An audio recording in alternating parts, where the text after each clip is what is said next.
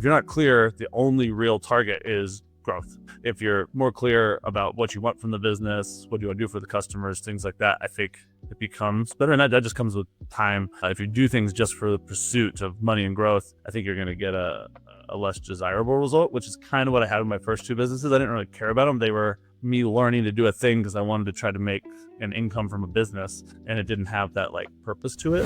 Hello, everyone, and welcome to the Business of Learning podcast. My guest here today is Hollis Carter, who is the founder of the Baby Bathwater Institute. Hollis, thank you so much for being here today. Why don't we start off with you just telling a little bit more about, tell everyone a little bit more about the company, what you guys are all about, who you help, and funnily enough, tell me a little bit of the story of that you have in entrepreneurship from before launching Baby Bathwater Institute as well. Yeah, absolutely. Well, thank you for reaching out, and happy to be here. My name is Hollis. I grew up in Atlanta, and I'm now here in Boulder, Colorado, where my family and team and everything is based. And I would say, entrepreneurial career, I have been one my entire life. I was like, very early on, landscaping company when I was like 12 years old. I started with one lawnmower and dropping letters in people's houses and doing all that. And then I've always had side hustles. And, it's interesting. I'd say I'm like unemployable because even in my own company, I do a good job as like leader, founder, and those roles, but sticking to things. I have that entrepreneurial ADD visionary kind of thing that goes on. So I've had to learn how to make that work by being good at working with other people and whatnot, because I don't think the corporate world would have quite worked for me, exactly. That's what it. And when it comes to, you mentioned that, of course, we were having some conversations before we even started the recording. Right now, Baby Bathwater Institute is what you have going on. Talk to me a little bit more about that. What do you even do? What do you help? I know that there's many things that are going on internally there, but any context for the listener as well. Yeah. So it really was birthed out of a learning I had in having two online businesses that I had prior to this. So I had a software as a service company and a publishing business. I was in that early 2000 stage when online marketing was like first coming out. Like people were still afraid to put their credit cards in online. Like it was a crazy time. And I just got lucky at the timing, having some entrepreneurial like skills and background, and really wanting to figure out how to live wherever I wanted, but make a good living, because I really like skiing, which is not a cheap sport. Beachville's a good place to stay for skiing now. So I studied everything in the internet marketing space early, and I, being not like dyslexic and not a really good typical learner, following courses and books just didn't really work for me. So I was living in Breckenridge, Colorado, in like a resort town. So during the weeks, it was great for skiing and hanging out and doing my work. But on the weekends, all these tourists would come. It would get crazy. So I kind of went to a conference or a mastermind type event that I'd pay for and go to like 2 times a month, probably on a weekend. And so I spent probably way more than the average person going to marketing conferences, personal development conferences, leaderships, masterminds, all these like educational things, because I could actually get the value I needed to grow and for myself and for my business when I went to the things. But like if I tried to sit online and do a course, I just couldn't do it. But if I went to a conference, I would always be like, oh, I get that I'd be focused. I'd meet other people. It was just so much more than buying books and courses. So that was a huge part, like almost a decade. It was like 10 years that I ran those two businesses back to back. But what I did learn while I was at those, I liked what happened outside of the content room so much more than what happened in the content room, especially as everything was being recorded. I could watch it online. Most of the talks I saw were like a marketing pitch. Like there's like, we'll teach you a little something, then we're going to sell you something in the back of the room. Or you'd come, and there was just this like incongruency for me of, I would still pay for it. I would still go and play full out, but I like had to find my own value. I called that the baby. The bathwater was all the other stuff, the crappy food, the sponsor pitches, all these things you had to deal with just to go like connect with really cool other peers and learn some stuff that was helpful for your life and your business. So when I kind of exited / stepped away from the day-to-day from those companies, I decided I would take that portion of my life into my own hands. I had a friend who also had businesses in the similar space for years, and we just found ourselves in the same lobbies of these crappy hotels talking with people, for like a decade. And so we started by hosting a few events. I had invested some capital into a ski resort in Utah, and I was like, hey, I've got this beautiful place. I think we could host our own version with all these rad people we met over the last 10 years. And so we cold called and emailed like all of our, I guess not cold calling, them, but I reached out to all of our contacts who were just like really successful, really humble people who I looked up to and knew we could be helpful for, and they could be helpful for us. And the real idea at the beginning was just like to outsource and take control of the networking part of business. Do it in our own way, but do it in a place where people wanted to spend time with good food and good environments and good people, but focus more on all that serendipity and value that happens in the lobbies and in the bar, and sometimes like just in an elevator or a taxi cab at these other events. So we focused on that and like kind of manufacturing serendipity.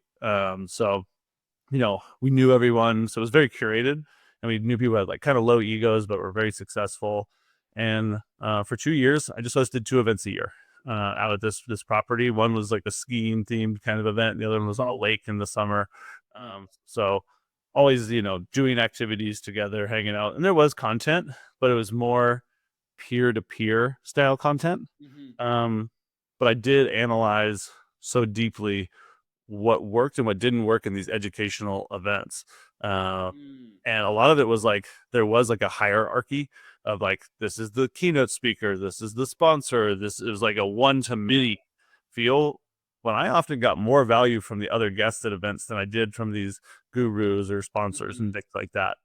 So when we launched our first series of events, I said, it's going to be all inclusive. So everybody's going to get the same room. Everyone has to stay the whole time. There's no speaker coming in and then just leaving and, doing their thing.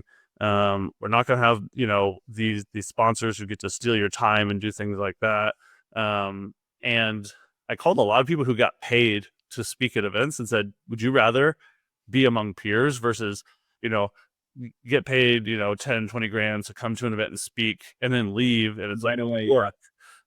Would you rather come be around other people who are at your level and do that? And so the hardest part to get the momentum was calling people who would say, hey, do you want to pay me instead of getting paid to come to an event? Because it was like a flip on their normal understanding. But once we got the first few people who trusted us, it really worked well. And so really like that was like the ethos of how it started. So we were, to your original point of who we serve, founders who are in like the grow and scale phase. So they're not just starting out in their business, but they're also not a part of like a giant company that has board of directors and all this stuff. Like they're usually the principal of the business. They're wearing a million hats. The skills that got them to where they are not the skills that are going to take them to the next spot. It's a little lonely and overwhelming. And this was just a nice environment to do it. What I didn't see coming was that 3 to 5 day environment we'd create would then turn into a community. So like people wanted to stay connected and they kept coming back to the events and bringing a friend or whatever, who was another like entrepreneur. So then we started a private Facebook group, said, hey, cool, we can all just connect in here. And so that was like the membership component of it. And that worked pretty well. And then if you fast forward now, we've had the business for almost 11 years. We have a private app that, everyone stays connected at. We share resources. Yeah. The big thing here is the business model is actually quite simple. It's a private membership organization that you get referred by friends. We don't really do a lot of marketing and aggressive things. We want people who are like attracted to it. And for those reasons of like, they might feel a little bit on an island sometimes when they have people all around them. They have their family and their friends and their team, but they don't know about the ups and downs and what keeps them up at night and celebrating the wins that they don't understand. And, they wanted that. And so we have this membership community that's supported by events, resources, but most importantly, a community that can support them, challenge them, and inspire them, on this journey that is quite a roller coaster from day to day. Yeah, and it's awesome. And thank you for sharing that. I think one of the things that really stood out to me when we were first having a conversation is how different you are from so many mastermind groups, which I know to say it's just a mastermind group. I know it's not, but it's like just for the comparison. Yeah. It's so interesting because you guys are not just like letting anyone in. It's like, hey, come through. Like we accept everyone's like, hey, there is a process of making sure that you are the right fit. And if it is great, we're more than happy to have you.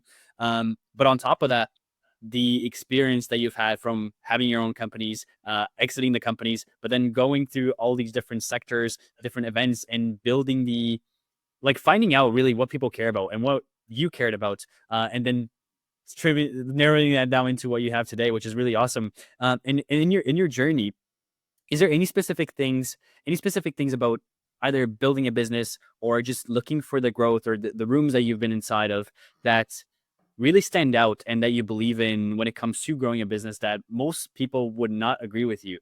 Because I know there's so many cliche quotes or like, here's how you do things. And oftentimes it's so repetitive in masterminds. Is there anything that really stands out? You're like, I don't think it's this way at all. I think it's this other way. Yeah. I actually think that's a really good kind of how I think about a lot of things. Like I actually even have a GPT built that I call the banana slug zig when they zag GPT. I got Savannah Bananas. It's like the baseball team where they just did everything the opposite of what typical baseball did, and they built this cool thing. Where like I always ask, like, so this is what typical people in my market do. How do we do the opposite? In some way. So I like that you said like, what's a a counterintuitive way? Because I try to think about that in all ways where we flipped from the content room to the lobby and made that the main event, and Yep. instead of marketing invites and things like that. But I would say I think when people are starting out, especially, they're very transactional because that's like what we're taught, like always be closing and like all of these things that are built into it. And what has served me best, and I've watched it play out, is like a little bit, this might sound like a hippie statement, but like a little bit of trust in the universe that just being like helpful, useful, and present, for people, whether there's something in it for you or not, like it comes back in these random Easter eggs where I can like, I've seen conversations I've had where I help someone who explained the issue they're having, and it took me like 15 seconds to go send a referral to like, oh, you deal with that issue? I've been there before. I got a guy who helped me. Let me connect you. There's nothing in for me. I'm trying to get a referral fee, anything like that. And then like 10 years down the road, like I'm not betting on these things happening, but I can tell you they happen all the time.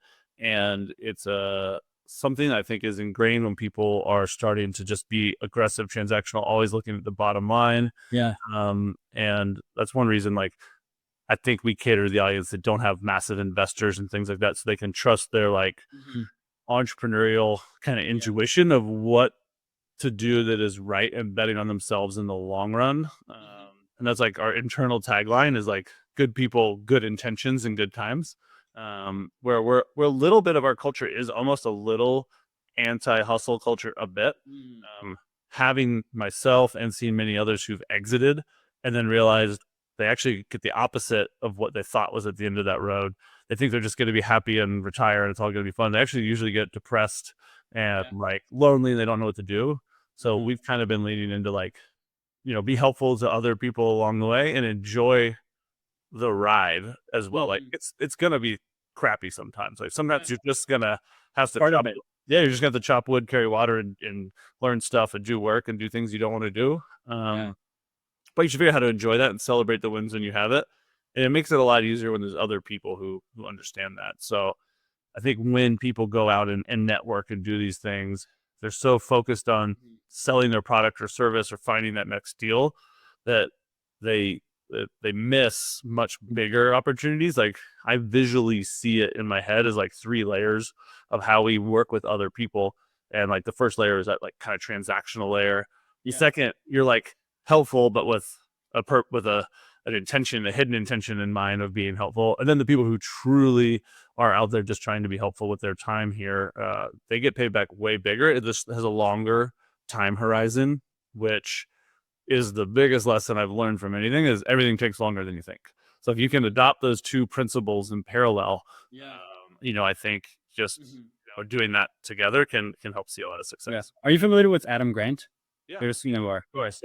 I love everything that you just said reminds me of Give and Take, his book, because there's so many. I'm assuming you've read the book as well, or not that one. What's funny is I know I should. And this morning, my 3-year-old daughter pulled a book out of our library, and it was his book, Originals, I think it was called. Okay. And she like brought it into her bed, was hanging out, and I saw the thumbnail for Give and Take on the back, and I was like, I should probably really read that. What a coincidence. Yeah, yeah, Yes.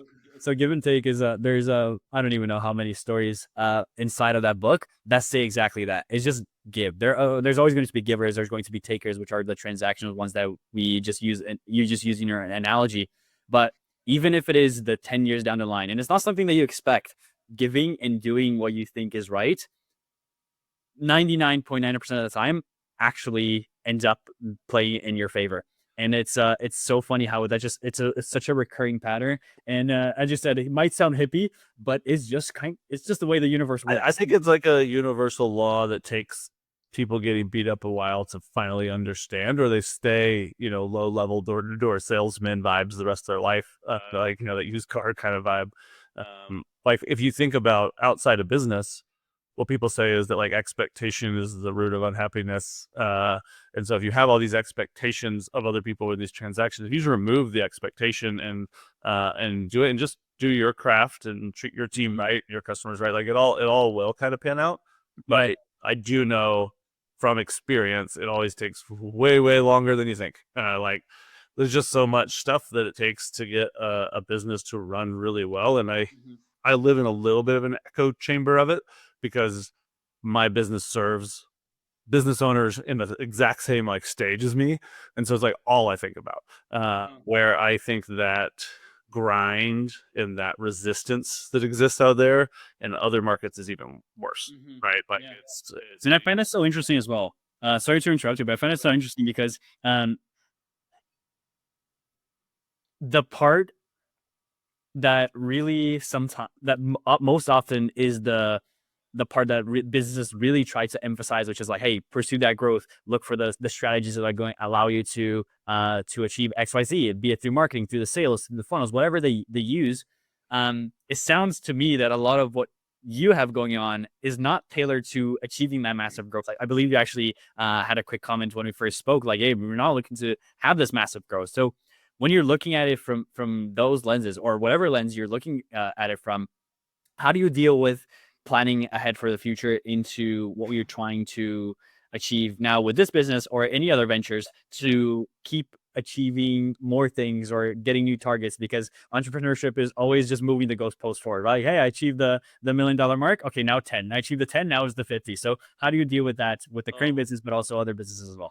that's like another thing that we could end up philosophizing about life in general with, right? But I would say that's in this little echo chamber I've built for myself. I've been fortunate enough, like most of my customers, like probably 70% are more successful than I've ever been, which is great for me because I'm learning from their life lessons all the time. For sure. I've come back with a reoccurring aha in the last 4 to 5 years of events of like, there is a very specific time where scaling is the opposite of serving your purposes. Like I've made a choice now that I didn't even come to on my own. I came to from hearing from a lot of other smart people further down the line to not scale past a certain point. Like there's a competitor that came out to us that scaled to like 5x us in less than a year. We've been around for 11. And for a minute, I got that.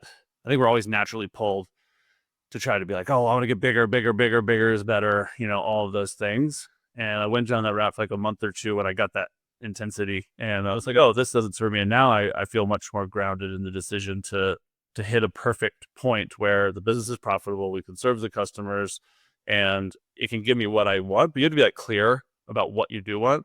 If you're not clear, the only real target is growth.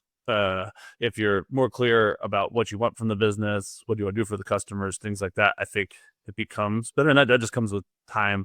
If you do things just for the pursuit of money and growth, I think you're going to get a less desirable result, which is kind of what I had with my first two businesses. I didn't really care about them. They were me learning to do a thing because I wanted to try to make an income from a business, and it didn't have that like purpose to it.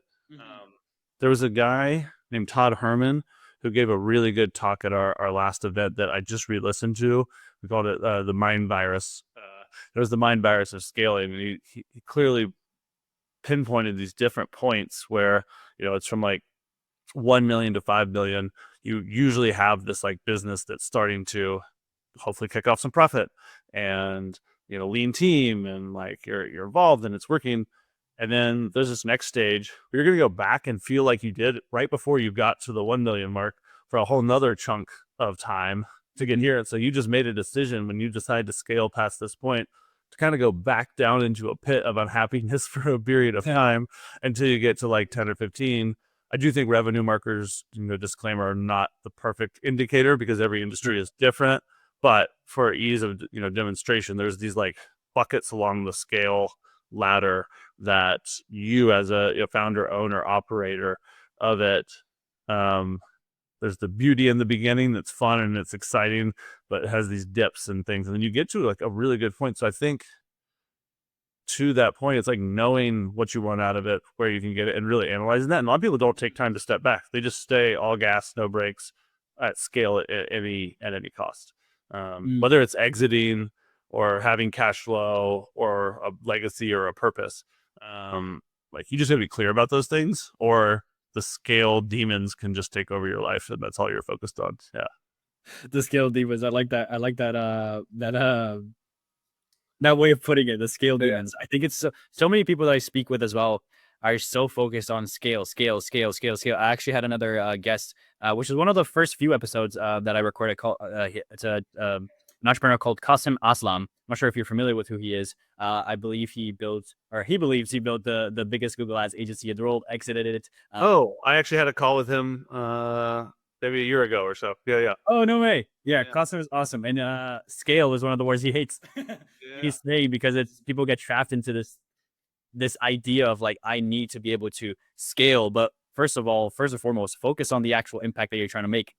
Be unscalable. Figure out the things that really allow you to make a difference into what you want to do for yourself, for your company, but also for the people that you're impacting.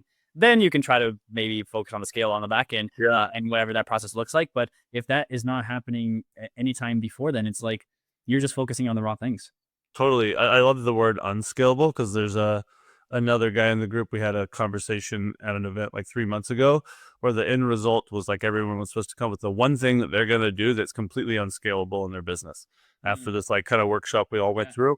And there's like the fact that we do a research on people before we get on the call to interview them, and we do our interviews with that, and we have this huge unscalable chunk, but the quality of people are literally the end result of our product. So that one unscalable thing is important.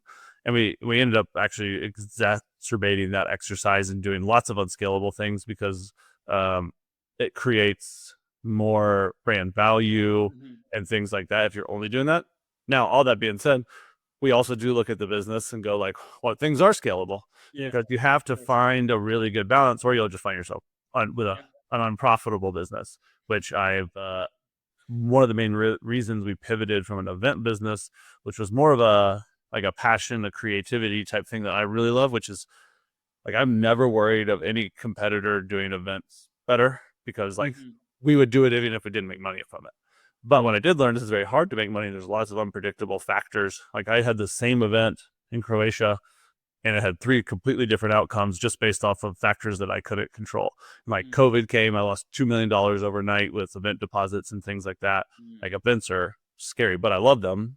So the membership is the one thing that is scalable. It has profit so that I can deliver these, events, and how we do our accounting is such where we keep that accounted in that bucket, and events are like, just try to break even, and Just know what you're looking for. Awesome. Hollis, I have one final question here for you. And it's actually not a question from me. It's a question from our last guest to you, and they had no idea who you were. Cool. Awesome. Are you ready for this question? I am. Here it is. What was the moment in your entrepreneurship journey that brought you the most joy?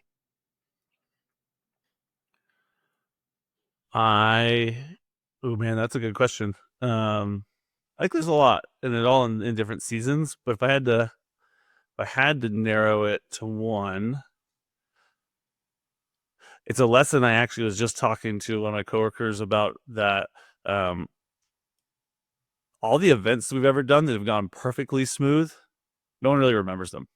It's when like crazy things happened and we had to deal with it that we remember the story. And even our members like, oh, remember when that snowstorm. Like one time a snowstorm came around top of the mountain and 40 plus people had to sleep at my house on top of this mountain because we couldn't get the trucks to get the people down to their hotel and things like that. They remember that, even though it feels like that's a disaster.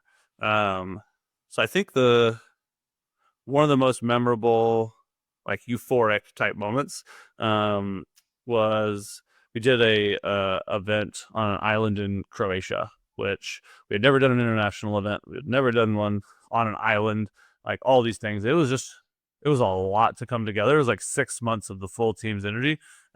It was when the last guest left, and it all worked with so many disasters and so many things that happened, but we kept it all behind the scenes. But like the cheers with zero sleep for like 3 days that I had with my team, knowing that like we turned that thought into a thing and it worked. And if you were to take micro moments of all that, it was all pretty stressful and crazy and like wild and sleep deprived and nuts. But when it all kind of came together, like those back of house moments of like, hey, we did it. That's awesome. That matters more than probably any financial, thing. It's like those moments. Yeah. That's awesome. That's so cool. I love that answer, Hollis. Thank you so much for your time. This has been such an incredible conversation. Where should people go if they want to learn a little bit more about you, about the business, or anything else that you got going on? Which I'm sure I know you have a little thing. I'm not sure if you want to mention that as well. So yeah, anything that you want to shout out? Yeah. I mean, my personal, you can just on my Instagram is just Hollis C. And you can find me there. Shoot me a message if something personal want to reach out.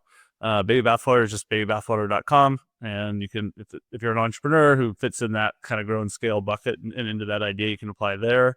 And yeah, other things I've got going on, the things like in this world is like what I've learned in 10 years of renting venues and turning them into my magic places. Like I like the back of house hospitality stuff more than anything, but I've built a business that has no asset. And so for 10 years, I've been hunting for a property. I finally found one, and just acquired a property here in Colorado where we're building a retreat center to do things like our Baby Bathwater events, but also what I really am looking for in my legacy, like kind of business, is building a physical place that people can come do their versions of what we do there. And so we just got through kind of fundraising, which is another lesson I've just learned is super fun, and doing that. And that'll be, a 10, 20-year project in the hospitality space. Amazing. Hollis, thank you. Thank you so much for your time. If you are here still listening and you want to hear conversations like this, again, please subscribe. And I will, of course, leave all of Hollis's links down below so you can check those out as well. And I will see you next time. Take care. Thank you, Hollis.